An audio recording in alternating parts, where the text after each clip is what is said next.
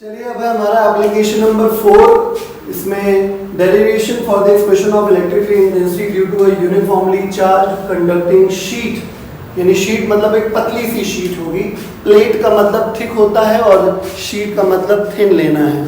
ठीक है, इस बात को ध्यान रखिएगा। तो ये मैंने ब्लू कलर से आपको एक शीट बना के दिखाई है। इसके ऊपर ये ब्लू में प्लस प्लस करके बने हुए ये शीट है। ठीक है, इस तरीके से है।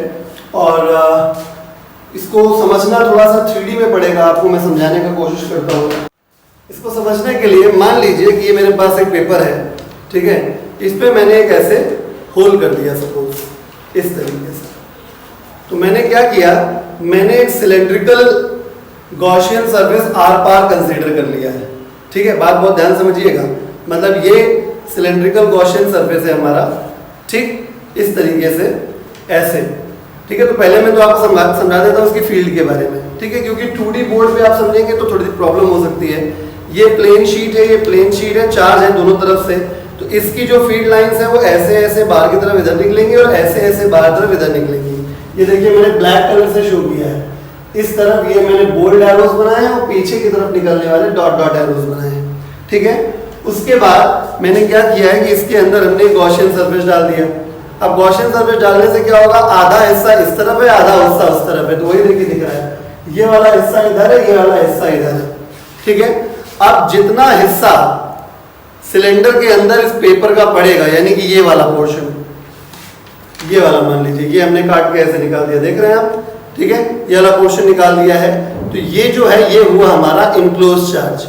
ये क्या है, इनक्लोज चार्ज। यानी ये जो पोर्शन है जो बीच में यहाँ पे इंटरसेप्ट दिखाया मैंने, यहाँ का जो जितना शीट इसके अंदर घुसेगा, भाई शीट पे चार्ज है और शीट का इतना हिस्सा इस सिलेंडर के अंदर है, यानी इतने चार्ज को हम इनक्लोज चार्ज कहेंगे। आई बात समझ में? ठीक है, अब एक चीज कंसीडर कर रहे हैं कि A is the area of cross section of the cylinder. तो हर जगह मैंने ए एरिया, ए यहाँ पे एरिया, ए यहाँ पे एरिया इस तरह लिख दिया। सिग्मा सरफेस चार्ज डेंसिटी है वो मेंशन्ड है। 3 सरफेस है सिलेंडर में हमेशा की तरह। पहला प्लेन सरफेस चाहे तो लिख लें, पहला प्लेन सरफेस P1 ये कर्व, और दूसरा प्लेन सरफेस P2। देख रहे हैं। अब इससे बेनिफिट ये हुआ कि आपको देखिए P1 पे जो एरिया वेक्टर और इलेक्ट्रिक फील्ड के बीच का एंगल है वो 0 डिग्री हो गया। यहाँ पे देखिए 90 डिग्री पे एंगल हो गया, यानी कर्व सरफेस पे थीटा 90 डिग्री हो गया। और सेकंड प्लेन सरफेस पे थीटा इक्वल टू फिर से 0 डिग्री है ना। एरिया भी इधर है और फील्ड भी इधर ही है। तो अब हमें बस कैलकुलेशन करनी है। ठीक है, तो हम लोग कैसे करते हैं, फिर से याद दिलाते हैं, by Gauss theorem. Gauss theorem में क्या होता है स्टेटमेंट कि टोटल इलेक्ट्रिक फ्लक्स जो होता है वो Q enclosed upon epsilon not के बराबर होता है। और टोटल इलेक्ट्रिक फ्लक्स कितना होता है, हर सरफेस से आने वाला फ्लक्स, सपोज सरफेस इंटीग्रल पहला वाला E dot dA, surface integral दूसरा वाला E डॉट dA और सरफेस इंटीग्रल तीसरा वाला कर्व्ड सरफेस डॉट डी। ठीक है, चलिए मैं ओपन भी करता जाता हूँ, एंगल की वैल्यूज भी रखता जाता हूँ। तो surface integral for P1 E dA cos P1 पे देखिए कितना है, theta 0 degree. Surface integral E dA P2 पे कितना है, cos 0 degree. Surface integral E dA curved surface पे कितना है, cos 90 डिग्री। यानी ये हो गया 0, ये हो गया 1 और ये हो गया 1। और Q इनक्लोज्ड अभी पता नहीं है तो हम लोग बाद में देखेंगे। तो Q इनक्लोज्ड मान लेते हैं कि Q डैश चार्ज फंस गया है इसके अंदर, तो Q डैश अपॉन एप्सिलॉन। ठीक है, ये हिस्सा तो 0 हो गया। और ये देखिए ये दोनों बिल्कुल आइडेंटिकल है। ये वाला प्लेन सरफेस, ये वाला प्लेन सरफेस एकदम आइडेंटिकल है। तो 2 बार लिखने के बजाय 1 बार लिख देंगे। तो सरफेस इंटीग्रल में एक बार P1 का लेके चल रहा हूं, E dA हो जाएगा। और क्योंकि इतना ही P2 आ जाएगा तो इंटू 2 कर लिया, is equal to Q dash upon epsilon naught. E की वैल्यू कांस्टेंट होती है तो E बाहर आ गया।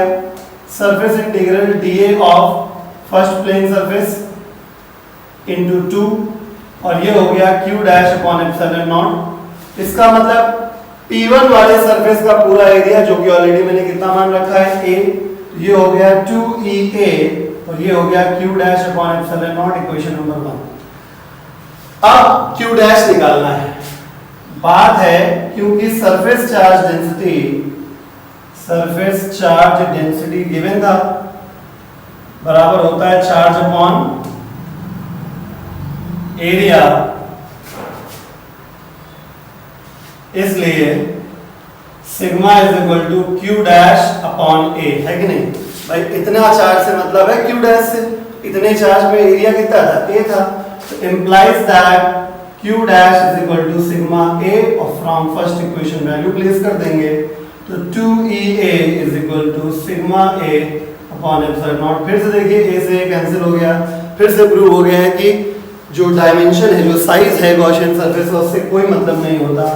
इलेक्ट्रिक फील्ड का फॉर्मूला हो गया sigma upon 2 epsilon, sigma upon 2 epsilon. ये हमारा इलेक्ट्रिक फील्ड इंटेंसिटी का फॉर्मूला है। चलिए हम लोग को ये वाला क्वेश्चन करना है। क्वेश्चन आपने कॉपी पे नोट कर सकते हैं, मैं सॉल्यूशन यहाँ बताने जा रहा हूँ, ठीक है? देखिए जरा ध्यान से, इसमें लिखा है चार्ज ऑफ 17.7 × 10⁻⁴, यानी 17.7 इंटू 10⁻⁴ कूलॉम का चार्ज है Q, is distributed uniformly over a large sheet of area 200 metre square. Area जो है शीट का वो 200 metre square. Calculate electric field intensity at a distance. जो डिस्टेंस दी गई है वो 20 सेंटीमीटर दी गई है, यानी 20 सेंटीमीटर वाला 0.2 मीटर हो गया।